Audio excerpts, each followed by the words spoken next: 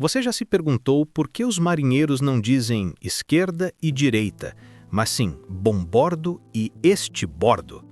Ou por que a velocidade de um navio não é medida em quilômetros por hora, mas em nós? E ainda, por que tantas expressões do nosso dia a dia nasceram no mar? Hoje, você vai descobrir como séculos de navegação, batalhas, tempestades e explorações moldaram um vocabulário completamente único e por que ele continua vivo até hoje, mesmo na era dos navios ultramodernos. Então já aproveita e se inscreve no canal, deixa o like para fortalecer o vídeo e comenta aqui embaixo de qual cidade e país você está assistindo. Quero ver até onde essa tripulação chega. Desde que os primeiros humanos ousaram se lançar ao mar, surgiu a necessidade de uma forma de comunicação clara, rápida e objetiva. Diferente da terra firme, onde o som se espalha de maneiras previsíveis e as condições são relativamente estáveis, o mar sempre foi um ambiente caótico. O rugido das ondas, o rangido da madeira, o bater incessante das velas e a força do vento competiam com a voz humana.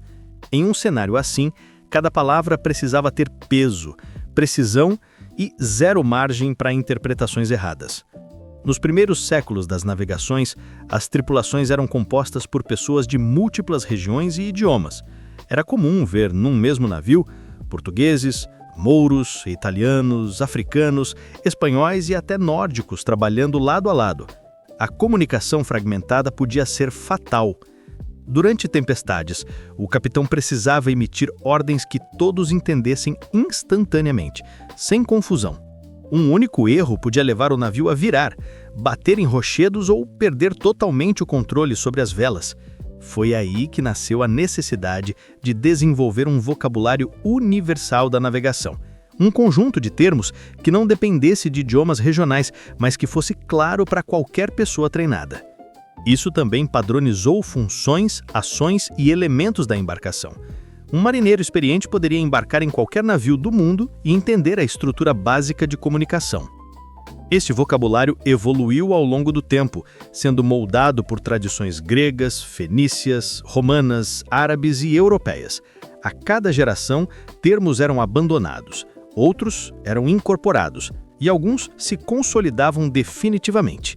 A linguagem náutica tornou-se uma mistura de práticas culturais, técnicas de sobrevivência e necessidades operacionais.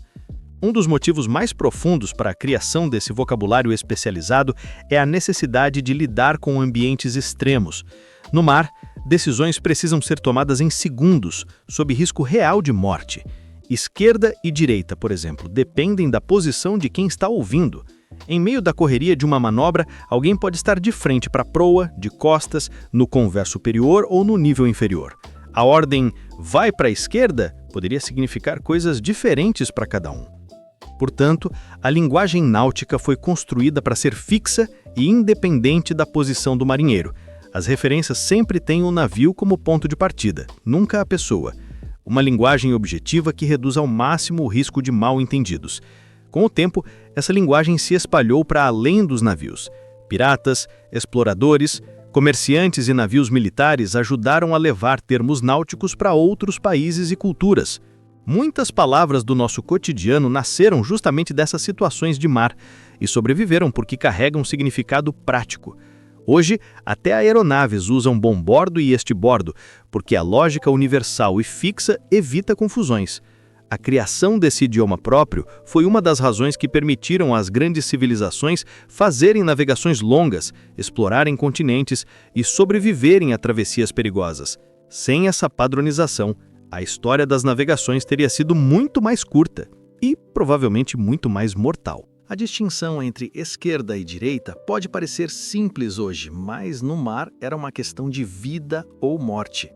A origem de estibordo e bombordo revela como pequenas decisões feitas há séculos moldaram a navegação moderna. Nos navios antigos, antes mesmo do leme centralizado existir, o controle da embarcação era feito por uma espécie de remo gigante, o steer, fixado sempre do lado direito da embarcação. Esse dispositivo funcionava como uma extensão do braço do timoneiro, permitindo controlar a direção do navio.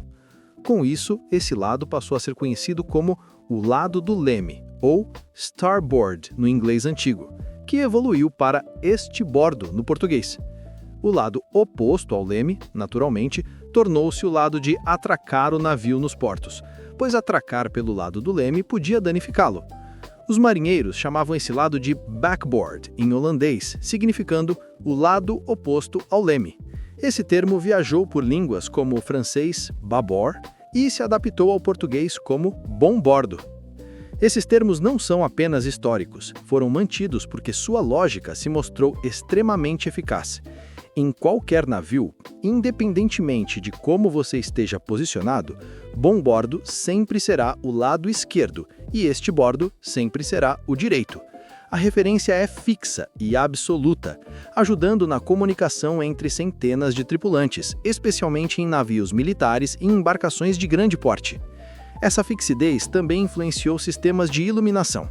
Navios mostram luzes vermelhas do lado de bombordo e verdes do lado de estibordo, criando um padrão internacional que permite identificar a direção de outras embarcações mesmo no escuro. E assim, de um simples remo de madeira no lado direito, nasceu uma convenção que atravessou séculos e permanece viva até hoje. Antes de existirem sensores digitais, sonar ou GPS, os marinheiros precisavam de uma forma confiável de medir a velocidade. Foi assim que nasceu o logline, uma engenhoca simples e brilhante que deu origem à unidade nó. O logline consistia em uma tábua presa a uma longa corda com vários nós espaçados igualmente. Os marinheiros jogavam a tábua na água e deixavam o navio avançar.